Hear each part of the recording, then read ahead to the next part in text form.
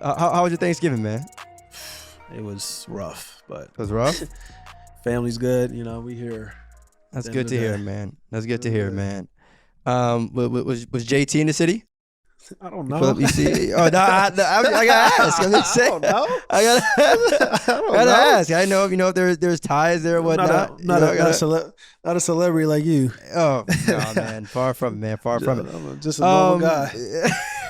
So I had to ask about Thanksgiving, not just because it's the holiday, but obviously, things that we're thankful for. But unfortunately, there's been some sad news that broke out today. Yeah, I bet, Mr. Yukon. Oh, you already know. Y'all can't see Yukon it. Alum. Y'all can't see it on the pod and on YouTube, but I got the Yukon sweats on today because I'm very, very sad. The shit that is happening to Kemba Walker is making me very, very sad. Talk about it. Go ahead. Very, very sad. And I know people are gonna, bring out stats and plus or minus or whatever. I don't give a shit. To be very clear, Kemba Walker is still one of the most talented point guards walking around the National Basketball Association. And with the Knicks making the decision to take him out of the rotation, that hurts my heart. It really does. Not even just as a basketball fan, but obviously as a UConn alumni. This is a very sad day, man. This is a very, very sad day, especially considering where Kemba was a couple of years ago. It hurts. It hurts. I wonder how true Knicks fans feel about this, but it hurts, man. It hurts. And we're not even that deep into the season just yet. Yeah, it makes no sense. Honestly, it makes no sense. But why do you feel like they made that decision right now? That's the thing I've been trying to wrap my head around too, is the fact that they did it right now. And I saw a tweet, and I forgot who it was, but they mentioned like how the Knicks play statistically when he's on the court versus when he's not. And obviously, this is all a numbers game, right? Obviously, the eye test is extremely important, but I can't get mad if folks, got numbers. But at the same time, it's still Kemba Walker. And bias aside, he's still a talented basketball player. And I think what's happening... Go ahead. You think he's still hurt? Injuries, that's knee injuries. It's funny. You mentioned if he's still hurt physically. Yeah. But other side of it too. Mentally, yeah. I mean, being from, New York, playing at the Garden where we know he has one of the biggest shots in, college basketball history. Yeah. But like all the added pressure... I don't know. Home. It's home, and needless to say, I'm rooting for him. If there's anybody in the league that I think our audience knows I'm rooting for, is him. But it just sucks to kind of see. I feel like he's been through a lot, especially with that Boston situation, especially with that OKC situation, and now in New York, you felt like, okay, this really was going to be a home for him. But now, and again, it's still early, right? We haven't even scratched December yet, but at the same time, it's like, well, damn, it's Kemba we talking about, Do you think what do you think is the main issue? Like you talk about the numbers, analytic numbers and stats or whatever. I can bring some of that stuff up, but I'm not a big analytics guy. Do you think it's right because he's hurt? Do you think it's just not the right fit? Do you think it's a mixture of all those things? That's what I was going to say. I think it's fit. Obviously, there's some guys where you put them in any type of situation, they're going to succeed. And I will hope that's the same case for Kemba, but, not everyone can be a LeBron or a Steph or a KD or whatever. Now, obviously, it is the Knicks. If there is any city where, there's going to be a lot of attention on you, it's there. But I think a huge part of it, too, is fit. But I get it, though. Like I said, from a straight-up basketball standpoint, I can't get on this podcast and sit here and lie to y'all and act like why I'm confused by it. But at the same time, emotionally, it's like, damn. Yeah, he's averaged like 11 points, 11, 2, and 2, 28 minutes for the 28 minutes a game. But the people are going to talk about the plus-minus situation, the analytics stats and stuff like that. The Knicks starting five, their entire starting five is the worst when we talk about plus-minus. And people are going to talk about defensively. Kemba Walker is like probably one of the, if not the worst, one of the worst defensive players. Analytic-wise, plus-minus, that stat, he's one of the worst defenders in the league. So that's what a lot of people are pointing to when you talk about the numbers and stuff like that. But I will say, plus-minus is a very, very iffy stat. And I'll say this because I just saw LeBron James. You probably watched the Indiana Pacers game where LeBron James was going crazy. He had 39 points. They won the game. His plus minus was -3. You know what I'm saying? It was people that was on these sites talking about, yeah, he had a great game, but his plus minus was -3. We're starting to get so far removed from the basketball side of things where now numbers are affecting like the way people view basketball. Like a player can have a great game, amazing game, and then you're still going to have that one person that say, well, he was negative in the box score. And that's what we're kind of seeing with like Kemba Walker. Now, Kemba Walker, I can't come out here and say that like the analytic stats and the eye test is better than the analytic stats, because the eye test is not, it's kind of like a toss-up, to be honest, right, this year. But like you said, I don't know if it's fit. I don't know if he's still hurt. But at the same time, Kemba Walker is extremely talented. And the issue with the New York Knicks is that you got 3 guards that do the same thing. So you had Derrick Rose, you got Emmanuel Quickley, you had Kemba Walker. So it's kind of like somebody had to take the fold, and it wasn't going to be Derrick Rose. That's Tibbs' guy. Emmanuel Quickley, he's a young player. Of course, the front office wants the Knicks to develop him to see what he can be in the future. So they're looking around. It's just kind of like Kemba Walker. Defensively, he gets, they go to that pick and roll and they get Kemba Walker on the island. It's cook time. That's what teams are doing. So it's just kind of like, it makes sense. But now it's just like, if you're a Knicks fan and you're also like the Knicks in general, like what's the excuse going to be when it's not Kemba Walker? So that's what I want to know. What's the excuse going to be when it's like, okay, we're still losing games and Kemba's not playing? Because you don't even like say like, oh, he's going to come off the bench. He can be our 6th man. He's going to get minutes in the second. You take him out completely out of the rotation just because it's defensively, but it's just kind of like they're starting 5 with Evan Fournier, Mitch Robertson, Randle, Barrett, and Kemba Walker. It's the worst plus-minus lineup in the NBA. So it ain't just Kemba, but Kemba seems like he's being kind of like the scapegoat. Yeah, and the thing is about Kemba too is, right, I don't feel like he's in a way underperforming defensively, because it's not like, okay, when you got Kemba, you thought, okay, he's a defensive stud, or like, oh yeah, Kemba's a 6'8" wing that can guard any defender. Like you kind of knew, at least defensively, what you were getting from him. And my thing is, if you knew that beforehand, why not make the necessary adjustments then, right? And continue to build, right, a team around him and his fits. Now I get it. Again, some of the blame, as I'm sure Kemba, if he had to look in the mirror, might say like, all right, I got to get my stuff together too. But at the same time, as an organization, it's like, yo, have we done everything that we can to make sure that he's succeeding? And I don't know if that's the case. It's not the case at all. Because the fact that you're starting Kemba Walker and Evan Fournier in the same backcourt, that's red flag defensively right there. So it's just kind of like, obviously it's just like, yo, like if you have to figure out, like you said, in the offseason, they should have tried to find the right necessary pieces that they can. Okay, we want Kemba Walker to start. We got to make sure we got a 2-way shooting guard to pair him with. We got RJ Barrett at 3. We got Julius Randle as well. But even that, I'll tell you the real issue with the Knicks. It's the same reason why Tom Thibodeau got fired from Minnesota. It's the same reason why Tom Thibodeau got fired from the Chicago Bulls. Tom Thibodeau is a defensive-minded coach. And what happens is like he'll have success early on, every team, the Bulls, the Minnesota Timberwolves, and then the following year, the next couple of years, it's kind of like that offense gets stale. He needs to get like a really elite offensive assistant coach to kind of like figure out what offense they can use for New York. But historically, that's always been a problem with Tom Thibodeau. What the Knicks need to do, you could have had Kemba, or we put Kemba on the bench. All right, Kemba's going to be our 6 or 7 man, him and Derrick Rose. You probably needed to start, I want to say, Barrett, Obi at the 5, Barrett at the 3, and then you start Julius Randle at the 4, Emmanuel Quickley at the 1, and then Alex Burks at the 2, because Alex Burks can knock down shots. He also can play defense as well. And then you get that Emmanuel Quickley, Alex Burks, and Randle, and also Barrett running and gunning a little bit. They're too slow. So it's just kind of like, and Obi can play the 5. I know he's undersized, but you may need to just do a small lineup because he can shoot the 3. He's athletic. You get guys where he can run up and down the court instead of having this offense that you had on the floor, basically where it's just like we're calling sets every possession down, or we're letting Julius Randle rock. And I'm gonna let you go because I got another point, because Kim was just getting a lot of blame.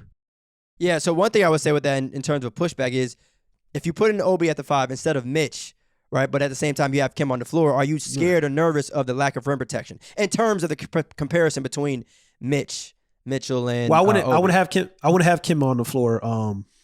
I would have Kim on the floor. I'm talking about I would just switch things up. I have Kim coming off the bench because a lot of issues like Kim is not necessarily running on the fast break. You know what I'm saying? Like Kim's kind of better in the half court like setting. He's not getting out pushing the ball on the floor, which is a problem.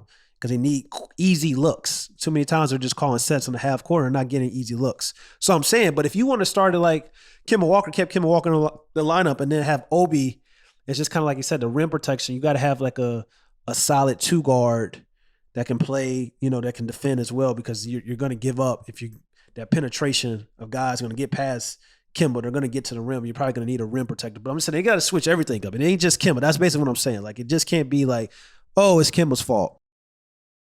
Yeah, of course. They like to. Somebody got to be a scapegoat. Yeah, right. It got to be somebody. So let's choose the start with newest Kemba. guy we got. Yeah, let's choose the newest guy we have. Especially considering the season that they had last year. Yeah, it's like, all right, well, let's pick the one guy that wasn't here. Cool. And let's pick the one guy that's not here. What happened?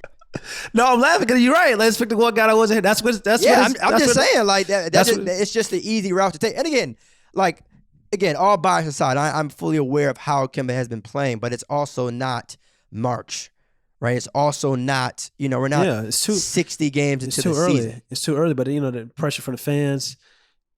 Tom Thibodeau won Coach of the Year. He's probably feeling that pressure because he's won Coach of the Year before. It's like a nosedive. Like it's kind of, and this is what I was saying about like the New York Knicks. I said they're gonna be either really good, dark horse team to reach the Eastern Conference Finals, everything works out, or they're gonna be probably a playing team fighting for their lives. And this when it goes back to the New York Knicks. This is the main issue. The main issue is that Julius Randle's not a number one guy. I've been saying it. Knicks fans hate me, this and that. They like, oh, you're a hater. You hate the Knicks. Julius Randle is not a number one guy. They're trying to have Julius Randle in this dual forward position like Giannis, like LeBron, like Luka Doncic. He's not that guy.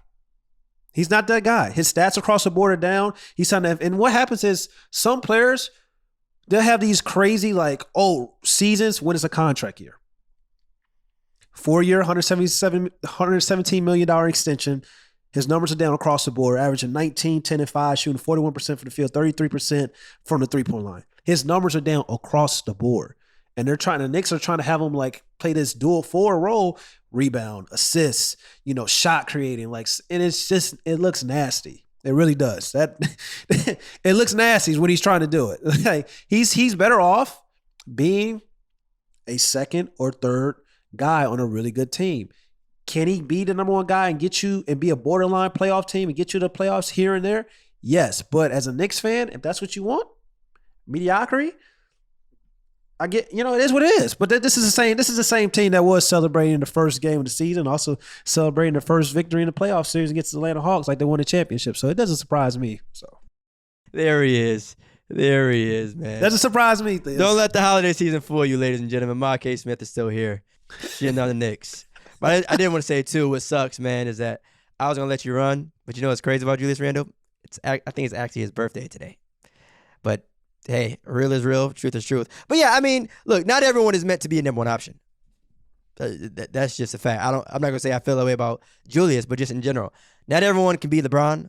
Not everyone can be Luka. Not everyone can be that dual forward that we've talked about before. Yeah. But I think when it comes to his contract and stuff, it's like if you just gave it to him, right, and he's getting that type of money, now it's like, all right, we're going to figure this out, right? Like, it's the offense is going to be centered around you. We ain't paying you this money to now be like, all right, let's change our mind. Or, all right, let's make adjustments. He had a phenomenal season last year. Bro got the bag. But now, regardless of if you feel like he deserved it or not, he got it. And so now the Knicks are in a position where it's like, all right, we're going to figure this shit out. Yeah. He deserved his with bag. With you, because you're an investment. We gave you the money, so now we got to figure this out. He deserved his bag. And credits to Julius Randle because we talk about it like certain guys prove their raw stats. He's improved his overall game since he came into the league with the Lakers and to what he is right now with the New York Knicks. That's fine. But at the same time, it's just like his game-wise, like I've watched the Knicks. I've seen him dribble the ball up the court, between the legs, step back, fade away long too. Like several times. Like the feel for the game with him to be this dual forward player, you got to have like a strong IQ, or you got to have the right pieces around that's going to maximize your potential, maximize your success. And right now, it's a mixture of both with Julius Randle, and also it's an equal thing as well. Like that's what I was saying. Like who can they fit next to Julius Randle that can be like not take away from his ego, because in his brain, he thinks he's a number one guy, and he should, because of what he did with the New York Knicks last year. But to be honest, it ain't just the Knicks. It's a lot of teams. Like last year was an anomaly. No fans in the crowd for 3/4 of the season. No expectations. RJ Barrett. We talked about it before the season started. Is he going to take the leap? What did I say? In order for the Knicks to be really, really successful, RJ Barrett has to take the leap. RJ Barrett, right now, potential-wise, he's going to either be a solid starter in this league, that's it, or a role player. He's averaging 14, 6 and 2, shooting 39% from the field. He hasn't taken a leap. That's what it's looking like right now. Like I told last year I was like, this year's going to tell a big story about what RJ is really going to be. Is he going to be that potential all-star caliber player, or is he going to be like a solid starter or a role player? Right now, are you saying for this season? Like saying, in terms of like this season, all right, but like this. Are you saying that this season is ultimately, in a way, going to determine the rest or his career trajectory? I'm saying this is a big year, because this is his third season in the NBA. When does that contract extension start kicking in? That rookie.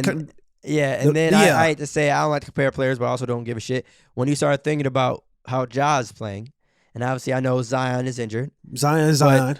Yeah, but before RJ was the third pick, there were some people that had him even go higher than 3. And he's getting minutes, and he ain't got guys playing over him. He's averaging 32 minutes a game, 14, 6 and 2, shooting 39% from the field. That's not taking a leap.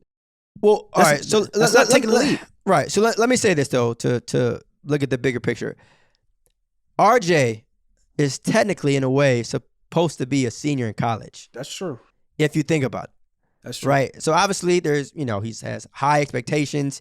You playing for one of the most popular franchises in the world. You went to one of the greatest college basketball schools in the world. But just at the same time, this brother could have been in that Duke versus Gonzaga game. You know what I'm saying? So I get what you're saying, but I don't want to sit here and use the word role player just yet. And I know this season is going to be big, but I always say year 5. I always say year 5 is like, all right, shit, man. Because the first couple of years, maybe it's injuries, coaches, fit, things. But it's not when guys are getting the minutes and you have nobody at your position. That's my problem. It'll be different if he has people at his position. It's nobody at your position. You are solidified as that number 3 for the New York Knicks. It's nobody on their roster that's touching him for his talent, touching him for his getting close to knocking on the door for his minutes, like Kemba Walker with Derrick Rose and Emmanuel Quick. It's none of that. You have a ample amount of opportunity. Put Cam Reddish on the New York Knicks and give him the minutes and the opportunity. They're special. They're probably better. Are you? They're probably better. Yes, that's what I'm saying. Yes, that's what I'm saying. That's what I'm saying. I'm saying the question out. You know what I'm saying, but it's the truth. The question out. It's the truth. I get the question out. It's the truth, man. Are you saying that Cam Reddish is better than RJ Barrett? That's what I'm saying. I'm saying Cam Reddish is better than RJ Barrett. And Cam Reddish hasn't even had the opportunity to really have minutes and have Cam Reddish is competing with guys. You know what I'm saying? He got people at his position. The Hawks are stacked. Depth is deep. And still Cam Reddish is showing what's Cam Reddish? He's average 11 right now. He's doing what RJ Barrett doing and not even getting the minutes. That's a problem, Diaz. Hey, man. I'm not opposed to that statement. But I think, look, that's a tough one. Yeah, who would you rather have? Would you rather have Cam Reddish or you would rather have RJ Barrett? I'm going to go RJ. Based on what though? Based off overall potential. I will say this though, in your defense, the idea of opportunity, RJ has had it. RJ, he's been given somewhat the keys. Maybe not, all of them. That's what I'm saying. He ain't no seventh option. What I talk about, it's a difference between we talk about this all the time. Team situations matter in the NBA. We talk about this about a star young player not having a great team structure around them. We talk about that.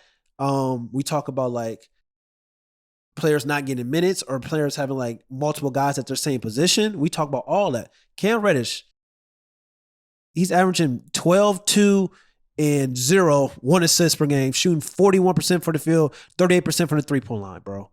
That's what he's averaging right now. That's, you know what I'm saying? That's what he's doing right now in less minutes. Less minutes. Like, I'm looking at it right. Less minutes. 22 minutes per game. Yeah, I'm done. I'm done. I'm done. Knicks. Well, I tell you, this is crazy. This is crazy. Man, they got a bright future in with him and IQ. I hope. But yeah, it needs to be a youth movement too. But that was the problem with the New York Knicks. Like they started smelling themselves. Like that. I told my homie, shout out my boy Drew, Knicks Wall. He helps run their social with your boy Sean. We always been talking about the same thing for the past several years. Like the Knicks need to just go full out youth movement. Like just try to develop some youth, because like you're not getting superstar players to come there. And then it's kind of like, then you get Julius Randle, and then you had to overpay Julius Randle because like, oh, okay, like we made it to the playoffs. But it's just like, if that's what you want to be, a team that's just fighting for the playoffs every year, I guess. But it's just like the opportunity was there to go and grab LaMelo Ball. They didn't do that. It's just kind of like. But that's the damn same though. You're one of the most historic franchise. Yeah, look, you're one of the the wealthiest franchises in the entire world, and can't get nobody. You got a problem getting superstars. So you're saying it's a youth moving problem? I don't think it's a youth problem. I think it's a get y'all shit together problem. No way you got all that money. You're in the greatest city in the world, and people are saying, I don't know. Yeah. It's New York. Yeah. It should not. There shouldn't be. Players should be pitching themselves to go to New York. Should be wanting to go there as opposed to it being the other way around. Yeah. There's other teams that should feel the need to have to build through the draft, or have to feel that they have to build through trades and stuff like that. But free agency? It's a lot of talented.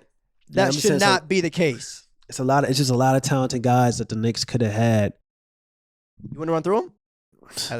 Donovan Mitchell, Michael Porter Jr. They didn't want to gamble and try to go. They could have got LaMelo Ball.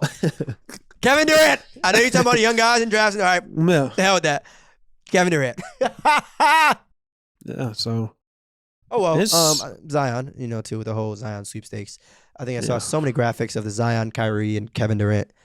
But you know what? I will say though, they handled that situation well. Fans. Yeah. Even now, they got something like you said. They just go out like. It's gonna be funny when the Knicks are like below 500, and then like they didn't drop Kemba Walker. That won't be. It's just kind of like. But I mean, drop Kemba Walker. He's out of the rotation right now. He's out of rotation. Manuel Quickly, RJ Barrett. I mean, Obi Toppin. I'll just play my young guys. I know it's early, but it's just kind of like what is like if your veteran's not doing nothing and you're making this move to drop Kemba Walker out the rotation. What are you gonna do if this doesn't work and then the veterans still aren't doing anything? You might as well go youth movement. Yeah, I mean, I guess you just got to ask yourself, what's the overall goal? Like, what are we doing here? Right? That's a question that every team, every person, for crying out loud, should ask. What are we doing here? Are we trying to compete for championships? Are we trying to tank? Are we trying to make the playoffs? Are we trying to get a shitty amount of ticket sales? What is it that you're trying to accomplish? Because if you're trying to bounce around and do mad different stuff, it's never going to work out. And if you're trying to make the playoffs, cool. If you're trying to, be a top 4 seed again, cool. But you got to answer it. Because I'll tell you right now, not playing Kemba Walker, but still saying in the same breath that we're trying to win a championship is not a valid statement at all. And why even go get Kemba Walker that was the problem. You got 3 small guards. Derrick Rose doesn't play defense. Emmanuel Quickly doesn't really play defense. You sign Kemba Walker, doesn't play defense. They're all under 6'3". What are we doing here? That's a front office problem. What's your goal? What is your purpose? What is your purpose? But you know what, though, man? All right, enough about the Knicks, okay? Congratulations to all Knicks fans. I hope you guys are happy. Wish you nothing but peace, blessings, and prosperity in Madison Square Garden. Anyway, another one, somebody else I want to talk about, man, is Demarcus Cousins. First of all, I'm happy for him. He's with the Milwaukee Bucks now, signed that deal. The reigning champs. And, man, I hope Demarcus Cousins gets the ring. I want Bradley Beal to be freed. I want Damian Lillard to be freed. I want De'Aaron Fox to be freed. I want John Wall to be freed, but I also want DeMarcus Cousins to win himself an NBA Finals. Do you think he could do that with joining the Milwaukee Bucks? No, because I don't think the Bucks are going to win the Finals this year. You know? Well, then, we'll play this. What are your overall thoughts then, I guess, on Boogie joining the reigning champs? Okay. It's not like a. Hey man, we're big fans of Boogie on this side for the record. I'm not saying to say he's about to give you 30 and 10, but no, I like Demarcus Cousins, but it's just like his body has failed him. Unfortunately, it's sad. Like this guy was special, all-star every year, best center in the league, can do everything on the basketball court, scored every level, can handle it. Post game. People used to talk about his defense wasn't that great, but if you giving me 22 and 12 every night, go ahead, say it. You ain't got to play defense. I really don't care about defense. I really don't care about defense. So yeah, it's just like he's not the same. But like, I don't know. Who knows? Maybe. I thought he had a good situation with the Rockets. I don't really know what happened with that last year, but I guess it's Tank City down there. Man, I don't know. Your boy John sound like he want to hoop. Yeah, talk about that because that's a more better like John Wall is still like a starting caliber. Well, he's a starting caliber guard in this league. Demarcus Cousins is a guy that's going to come in maybe compete for minutes. You know what I'm saying? So we ain't got to really spend much time on Demarcus Cousins. I hope he does well. True, of course. I didn't want to turn this into an episode all about Demarcus, but I just want to show him some love as well as guys like him and Isaiah Thomas, kind of what he's doing with USAB. Shout out to him. What about John Wall? Oh yeah, we can talk about John Wall. But of course. But real quick though, I think you said 22 and 12 when we talk about Boogie. And I know you weren't saying exact numbers, but he had a season with Sacramento. We had 28. Another one we had 27. Another one we had 24. Another one we had 25. And I just think, like, I know we toss throughout the whole Hall of Fame stuff often, and we have good dialogue about it. But in terms of guys that could really do what Boogie was able to do at his peak, the list is rare. Like, yeah, the list isn't very, very long at all. When you're talking about dominant big men, especially in today's league, because after keeping it stacked, like Jokic, Embiid, Cat, Bam, Anthony Davis, well, okay. In terms of centers, right? Yeah. I'm not. I wouldn't say AD is a complete true center, but outside of that, the conversation ends. Yeah. Unless I'm forgetting someone. But yeah, let's talk about John Wall. Hopefully, he can play again with the Houston Rockets. I think it would be good for him just to be able to still play. It would be good for us as fans to watch. I know the Houston Rockets are not winning basketball games right now. It is what it is. It's all good. It's still the Jalen Green show down there. But if they can add John, who knows? Maybe that'll help them out in the future. They're not trying to win. They're not trying to win down there. Because I think the issue right now is like they want John Wall wants to come back, but they want him to come back off the bench. And John Wall, like, I want to start. You don't. First of all, what? Okay, what in the hell? You didn't hear that report? Hold on. Yeah, that's what's going on. Hey, I want to put something into perspective right now. We about to enter the month of December, and the team has 3 wins, and they have the audacity to believe that John Wall should be coming off the damn bench. What in the hell are we doing? My fault. Is this an All-Star game? But they also Steph Curry on that team? No, my fault. Damian Lillard's on that team. Oh no, LeBron's on the Houston Rockets. That's what it is, right? You got 3 wins. Talking about we need John Wall. Might want to come off the bench, huh? if that's the case, might well just sit. Yeah, that's. Am I missing something? I think for John Wall's perspective, it's just kind of the Houston Rockets. They want to tank. They also want to develop Kevin Porter Jr. as a point guard. We've talked about the last podcast. It was just like, it's kind of like, I don't really like what's going on with that. I don't think he's a point guard. So it's just like, why not just like? But I guess they want to tank. You know what I'm saying? They want to tank. But my thing is, it's either play John Wall and treat him like the star he is. You can tank with John though. But that just sounds wild though. I agree. But that, if you have John Wall playing, I'm gonna say that you should be in tank mode. No, they're in tank mode. I know they are, but I'm saying though, like they were in tank mode last year. He was playing, so that's a little heavy, but I get it. Yeah, no, they were in tank mode last year. He was playing, so it's just like I think with John Wall, he wants to come back because his trade value is shot. So it's just kind of like out of sight, out of mind is a real thing. So what happens with the John Wall situation, he's sitting back at home, he's chilling. Yeah, he collecting a check, he collecting a bag. He could do that for 2 more years till that contract starts, and then he can be like, have some trade value or be a free agent. But it's just kind of like, I guess in John's eyes, it's like, I want to play. I want to showcase like, yo, this is my second year coming off these crazy injuries that I'm fully healthy. I returned like most to my full self or close to damn near. Like he was averaging 19 and 10 last year. Like he's still a starting caliber point guard in this league. But it's just kind of like teams aren't willing to risk trading for you. If you're not even playing, they don't see you. You know what I'm saying? It's not a James Harden situation with the Houston Rockets.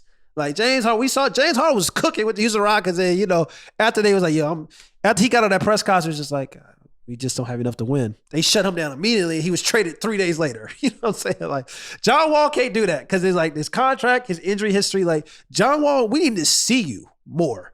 So it's just kind of like, and John Wall probably knows that. So that's right. Yo, let me get on this damn court so I could like at least showcase my talent. So like maybe, just maybe, a team may get desperate enough and be like, yo, I'm gonna take on that contract and get me the hell out of Houston.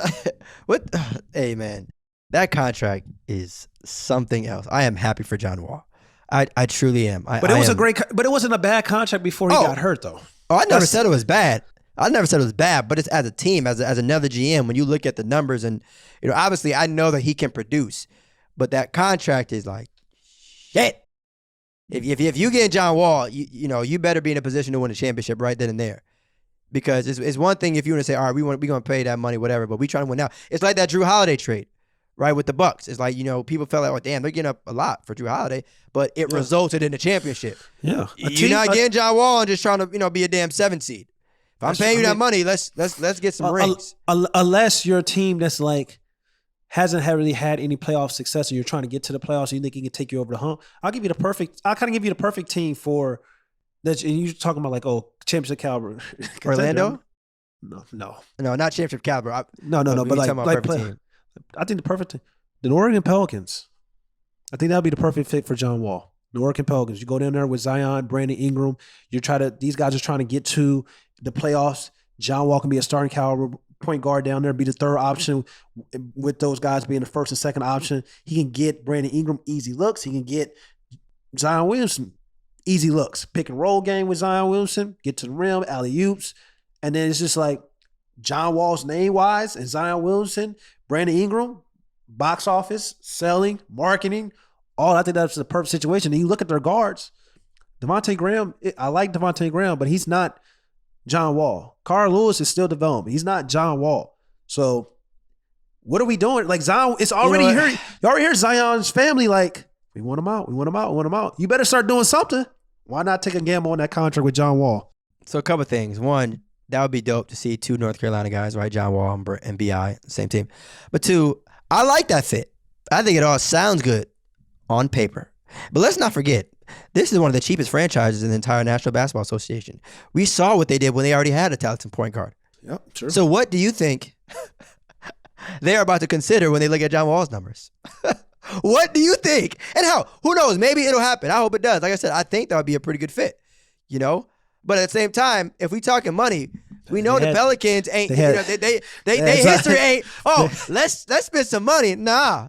They had Lonzo Ball who could basically do the same thing and shoot threes. But they might look at that damn contract and say, oh, hell no. Yeah. John Wall might go out there and average 40 with the Rockets, and Pelicans still might say, "Hey, I don't know. That's my fault, man. That's my fault because we talk about basketball, wise. Yeah, exactly. Makes sense. But like basketball would be dope. I mean, you got John throwing lobs to Zion, and still, I think even though John is a great scorer, you mentioned him scoring 20. I still think he's unselfish enough to still be able to put Bi in a great position to score the basketball, because he still has a high IQ, but. If we talking money, if we talking contracts, if we talking financial fit, I don't know if New Orleans is the top spot for my man. Yeah, but they let Lonzo Ball off. But that's the problem though. A lot of these in today's game, the same guys that are talking about basketball analytics and plus minus, like the New York Knicks, who got Kemba Walker and then ran down to Coach Tom Thibodeau was like, yo, Kemba Walker's plus minus is the worst defender in the league, and our starting 5 is the worst plus minus in the NBA right now. It's just like, okay, let's change the offense around. Let's change the starting 5. Oh no, but like because Kemba's such a bad defender, we need to take him out of the rotation. Who you think like the guys that are crunching these numbers that's working in the front office are 9 times out of 10 guys that didn't really play. So it's just kind of like the game is when the front office positions and GMs, they're basically accountants. They're here to make sure that the salaries aren't going over, aren't going, not too low, stuff like that. Which players we should give money, which players we shouldn't give money, and they're using numbers to kind of justify that. It's a lot of teams or organizations that really don't care about winning. Their goal is to save money, to not go over the luxury tax and all that great stuff. And that's it. And that's an issue with the Oregon Pelicans. That's also an issue with the New York Knicks and several other teams. Yeah, but I think that's why it's so important too to hire like former players. So shout out to guys like James Jones and Elton Brand, like guys who have been in the league before and know what it's like to play basketball and be able to fit 5 players on the court and play well together. So I mean, and obviously you see what the Suns have done. With James Jones, you see what the Sixers were able to do. You know what I'm saying, with Ben Simmons and the Sixers and Embiid. So it's like, it doesn't hurt to have guys that have actually played the game of basketball in the office. You got 5 franchises that are really trying to win. And it's just like whatever franchise that LeBron James is on and Kevin Durant is on, they ain't got no choice because those guys are mega superstars. And then you got the Warriors, and then you got a couple other teams here and there. But it's just kind of like these organizations ain't really trying to win. They're not really trying to win because they're not even hiring the right people that can help them make these key important decisions on the basketball court. And it's just kind of like, I'm not I hate analytics type of guy.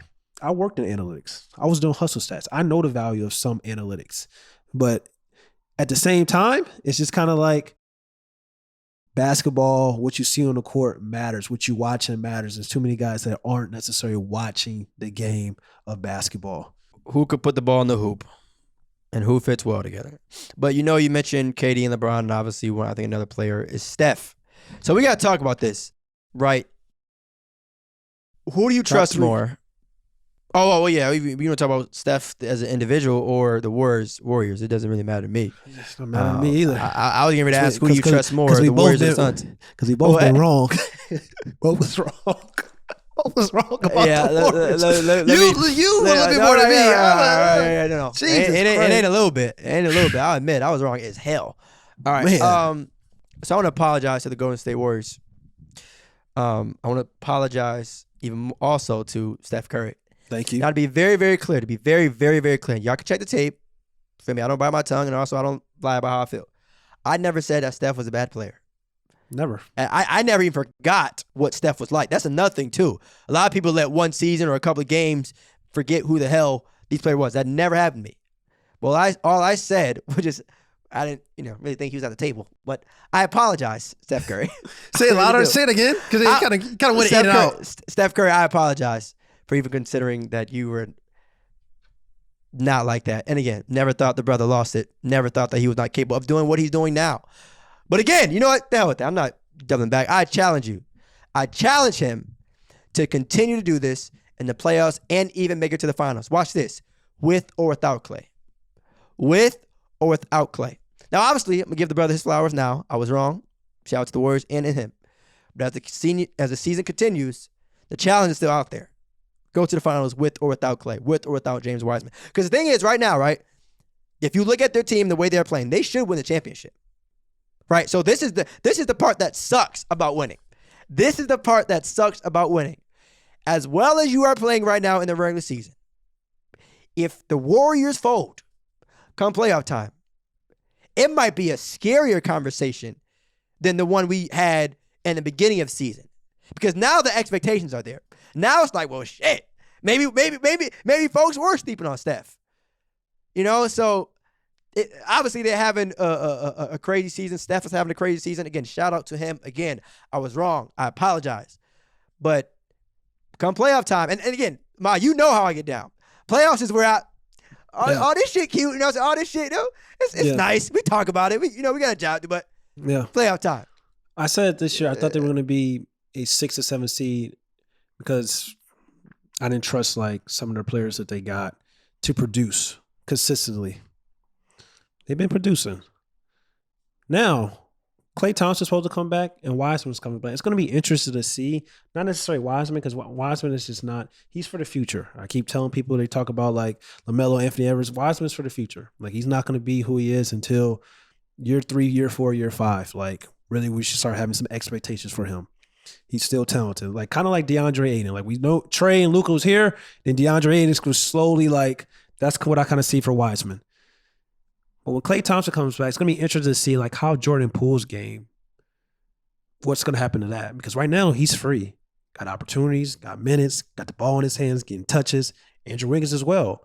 But once Klay Thompson comes back, like Klay Thompson's not coming back to be like, yo, to take less shots than Jordan Poole or Andrew Wiggins.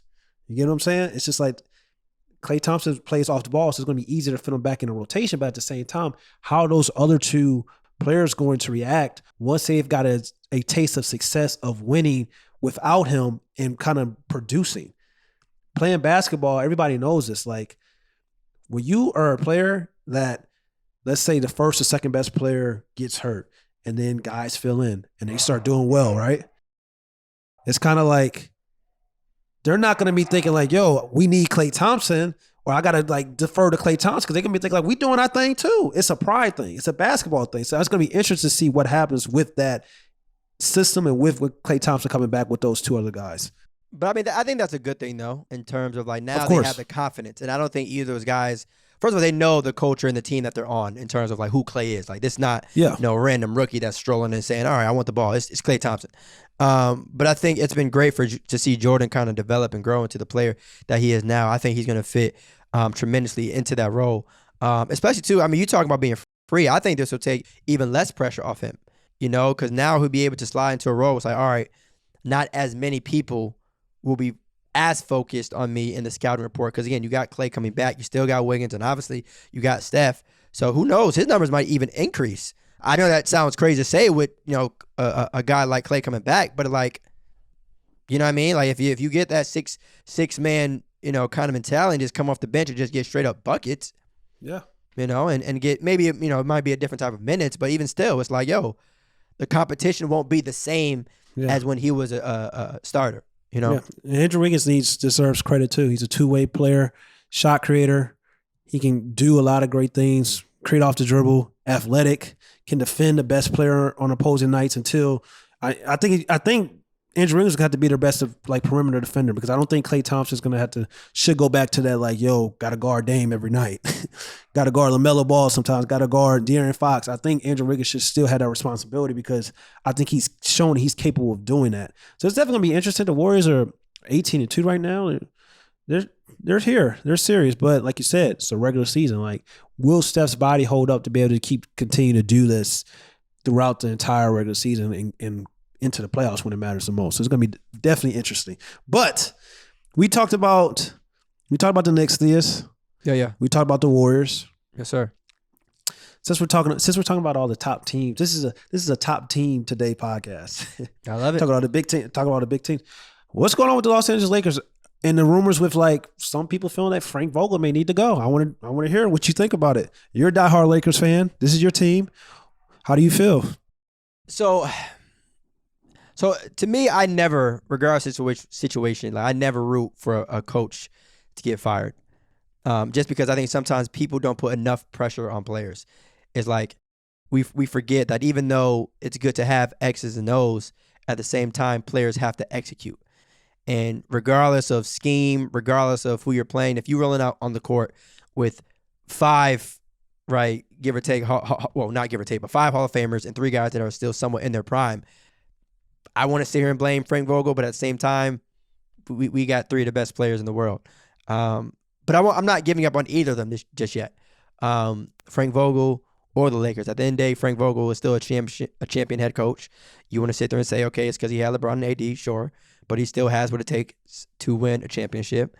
And again, stuff like this takes time. And, you know, it's not going to happen overnight.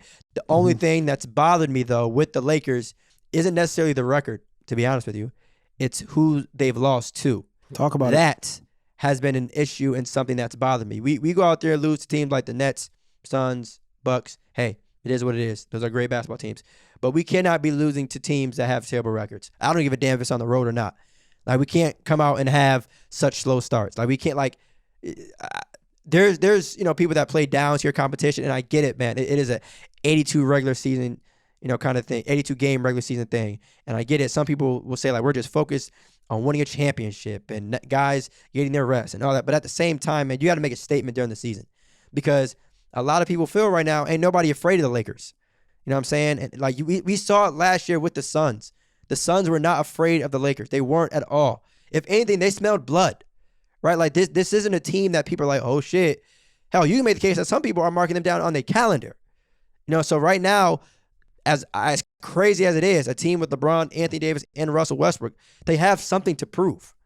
They do. You wouldn't think that when you know what I'm saying, you hear the names, you see them on paper, but they have something to prove. I think they have to remind the league, the world even, how dominant they all are. And now to know that they all on the same team, the league should be afraid, but I don't think they are.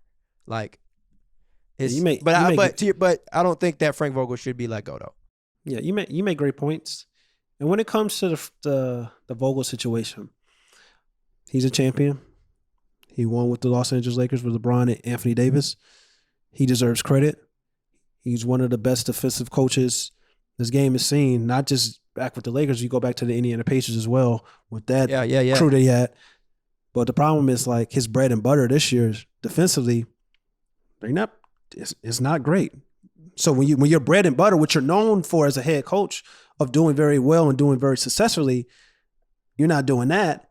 And then your offense, which you've never been known for, is still in question. And people are questioning each and every night. And you starting 2 traditional bigs. And it's just kind of like where the game right now is more spaced out, where Russell Westbrook probably needs more space, where LeBron James needs more space. And it's just kind of like that is an issue. So it's just like if your defensive formula, defensive philosophy is bad and it's not working, and on top of that, your offense is still struggling, and which you've never been a great offensive coach, and it's kind of like that's a problem. So it's just like you have Russell Westbrook, you have LeBron James, you have Anthony Davis, but it's just like you're not giving these guys room, especially LeBron James, Russell Westbrook, to really operate towards getting to the rim. Like that's a problem. You can't start 2 bigs. You start DeAndre Jordan. DeAndre Jordan he's not a starting caliber player anymore. He's a role player. He's basically with Dwight Howard. Dwight Howard is playing like 16 minutes a game. Dwight Howard's a better player than DeAndre Jordan. But DeAndre Jordan started. You know what I'm saying? With Anthony Davis. Like, it doesn't make sense. Like, I get it. You don't want to show all your cards to the postseason, but what makes sense for the Los Angeles Lakers, it's just like, you're 11-11. Like, it ain't like you 18-2 like the Warriors. Show your damn cards. Like, put Melo at the 4, put LeBron at the 3, put Anthony Davis at the 5, put Monk at the 2, and put Russell Westbrook at the 1. Like, space the floor out. Give these guys room to operate. That's the problem. Yeah, crazy. Yo, dog going crazy. But yeah, I agree though. I mean, something's got to change. I mean, also like the great point that I heard you make is like, the idea of holding your cards, but it's not like what are you waiting for? Yeah, like 11-11. We're not undefeated, and like I mean, obviously we kind of picked it up as of late, but like we're not, like you said, we're not the Warriors, we're not 18-2. Or whatever. It's more or of the like Suns. Or the Suns, or any of the 5 teams ahead of the Lakers. So I'm just saying, like, and this is coming again from a fan. So it's like, but I'm not worried though. So that's neither here nor there. But yeah. So go ahead. No, I will say though, this who, if they do like get rid of Vogel. There's a coach out there that's already been on the Los Angeles Lakers as a head coach before with Kobe Bryant. That probably would be available if they decide they want to go get him. But we did see Russell Westbrook have a lot of success with that will come in, and you won't have you. It may not look good defensively, but let me tell you damn sure not gonna have no offensive problems. That's Mike D'Antoni. So would you like if the Lakers, let's say, get rid of if the Lakers get rid of I'm good. I'm good. And it's no shade. I couldn't even get the question out. No, I'm good. Was it a cap? No. Question? All right. It was a question. It was a question, yeah. I don't feel bad. No, I'm good. Only reason why I say that is because much love and respect to Mike, but I think his system wouldn't really fit with this team, right? Like, Mike is more of like, all right, let's run. Let's 7 seconds or less. This team is old as hell. I'm not trying to have them. That's a But problem. I'm saying though, you don't want a team that's old as hell be run up and down, getting shots up in 7 seconds or less.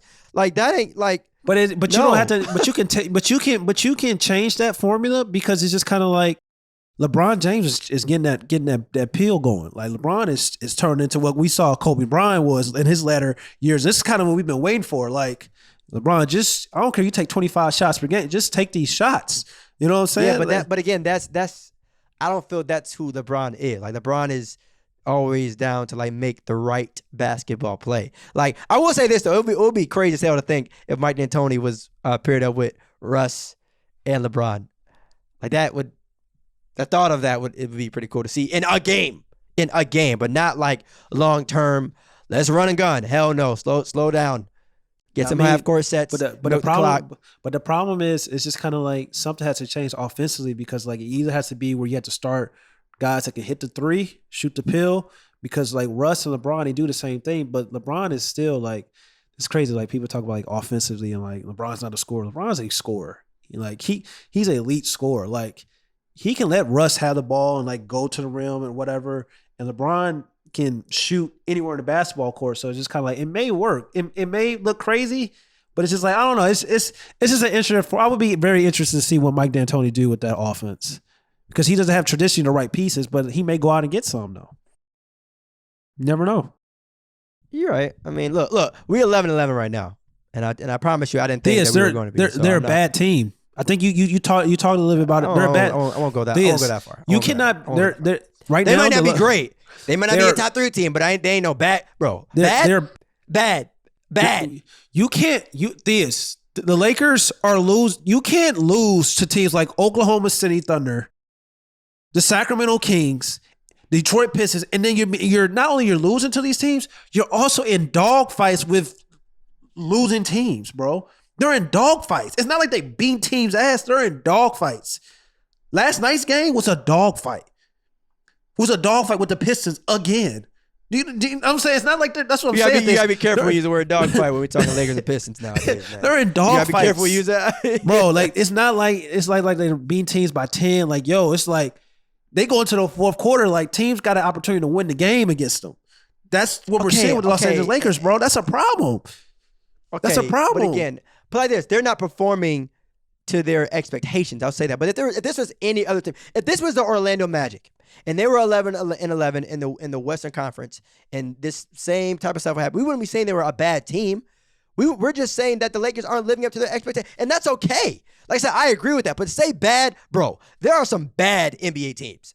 There are some bad franchises. The Lakers are not bad. They may not be great. They may not even be good right now. They're a bad team right now. Bro. You cannot lose. You cannot lose to teams that are trying to lose and being in dog fights with teams that are trying to lose and get on this podcast and say they're not a bad team, bro. They're a bad team right now.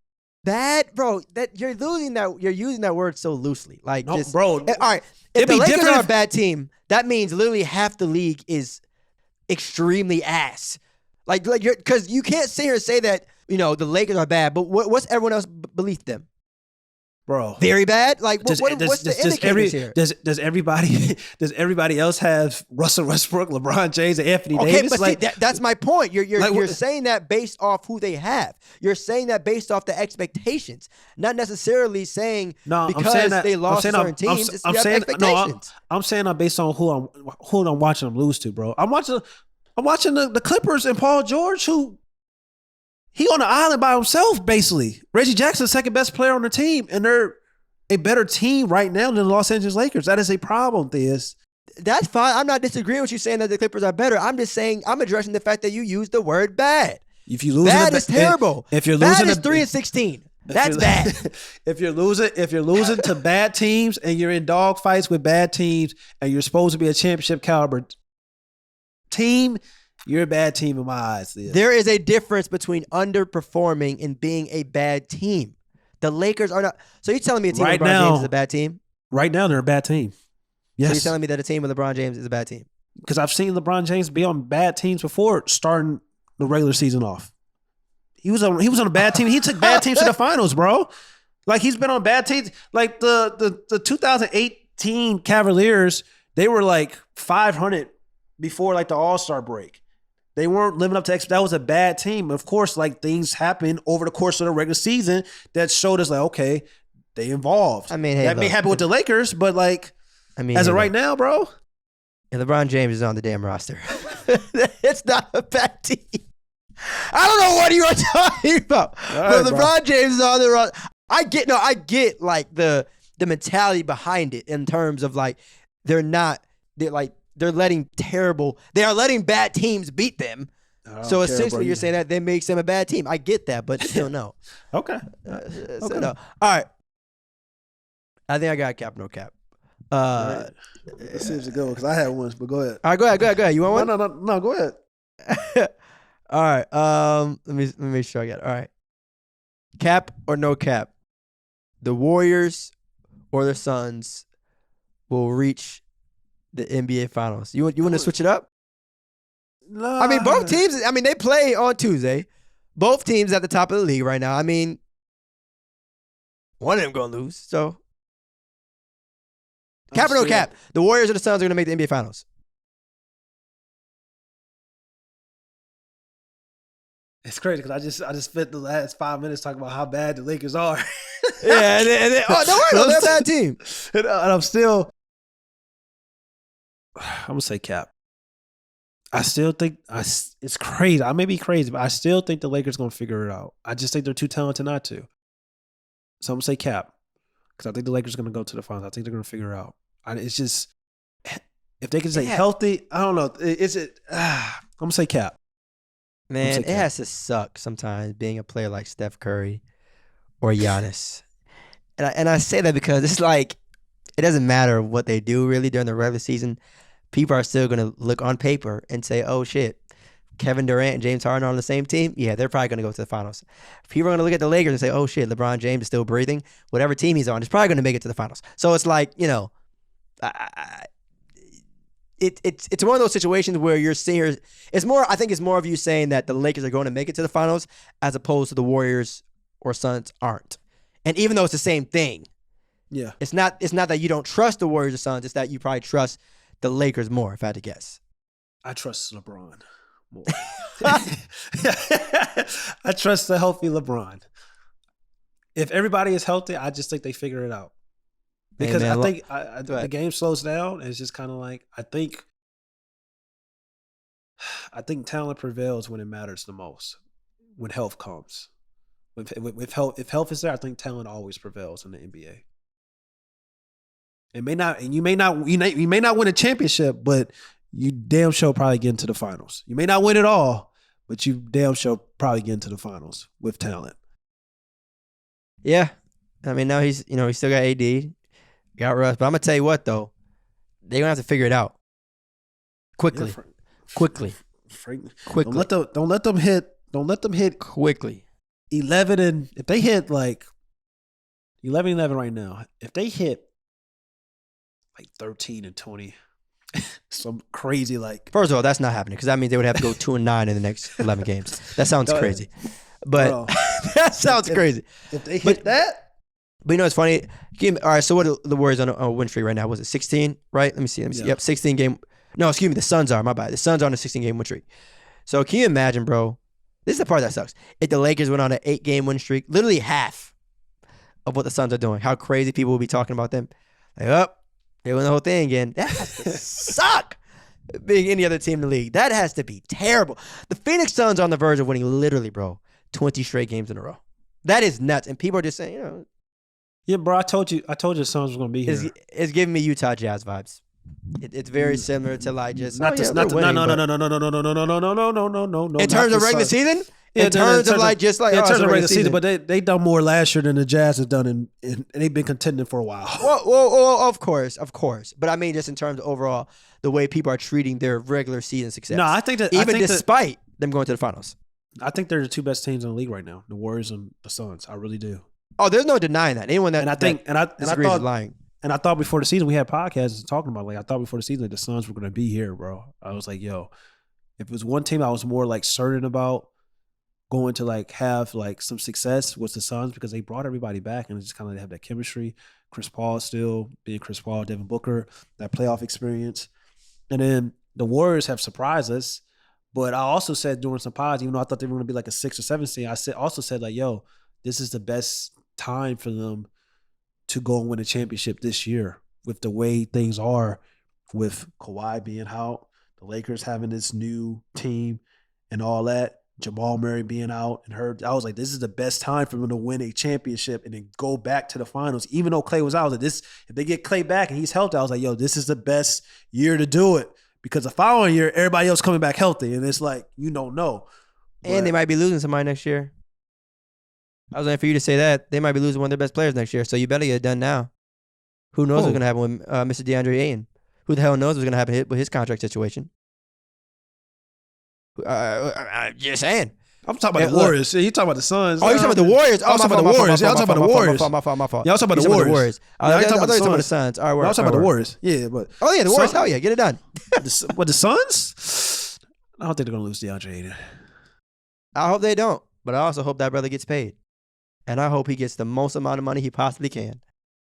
I hope he gets the most amount of money he possibly can, and I hope he does not let that franchise say, "Well, you know, just take a little pay cut, you know, for sacrifice for the team." Run it up, DeAndre. Get your bag. Get your bag, King. He's not gonna run it up because them stats. You know, we know what league we in now. If them stats ain't matching, but I also think that we know what league we're in now, where guys know the power that they have. His power ain't. His power was this year where they're not gonna let him walk for the low. Not gonna let him walk. They're not gonna do that. But it's just kind of like, bro, a team has got to sign him, and they're probably gonna have to match it. Right. Someone's gonna throw him a bag. He was a number 1 overall pick a couple years ago. But it ain't gonna be. It's not gonna be Phoenix initiating that. Well, of course not. Why would they? I mean, if no one else is offering, I wouldn't either. But I'm saying there are 30 teams in the National Basketball League. Of course. Somebody's throwing that bag. Of course. Like James Harden. Like everybody's talking about James Harden. James Harden's been inconsistent. James Harden needs to get his act together. He's still coming off an injury. But don't get it twisted. Like, this is just 1 year. Like, it's like, yo, if he has a bad year, okay, this is 1 year. Some team is going to throw James Harden that bag. It may not be the Brooklyn Nets, $274 million, but some team is going to throw him that bag. No, Brooklyn going to throw him that bag too. Every team in the league will throw James Harden back. Because again, this comes back to like, people know how talented James Harden is. People that matter, people that are giving other contracts, they know how good of a basketball player is. Don't let these little 20 games or whatever confuse you. You know, even going back to the previous injury history last year or whatever, it's like, yo, it's still James Harden. This is not a normal individual when it comes to basketball. Let's pump the damn brakes and understand what he can do on the basketball court. I don't think he's going to have a problem getting his money. He'll find a way. He better get back going. I know that. Hopefully sooner rather than later. Yep. Yeah. I mean, and you know, so you've mentioned this, I think, on one episode too. As much as we talk about James Harden and the Nets and how they're doing this, they're still the number 1 overall damn seed in the Eastern Conference. Still at the top. So I don't know if that says like how bad the East is, even though we kind of were like, oh, it's gonna be a bloodbath. Like, is it really? Like, damn. No, I mean the East, I think it has improved. I'm looking at the standings right now. Shout out to Milwaukee, who's now on a 7-game win streak. Damn, Detroit and Orlando 6-game lose streak. The Hawks was on a 6-game winning streak. Yep. Hawks just making some moves, 7-3 in the last 10. Look, I think it's still. It's still early. It's still early. Yeah. I think by Christmas we're going to start seeing the real from the fake for a lot of teams. That's why I'm interested in what the Lakers are going to do. List them off, and the Washington Wizards. You know, watching the Washington Wizards, see what they're going to be. Because remember, I said at the end of December, I was like, yo, I said they were going to be a top 4 seed. So I'm interested to see if they can still keep that up. Look, there's a lot of basketball left to be played. So, I mean, hey, you know, we'll kind of see how it goes. But yeah, man, another episode. Just like that, we gone, man. Peace. It's your boy, M.I. K. Smith, also known as A.K. Make sure you guys go follow No Pump Fakes wherever you get your podcasts.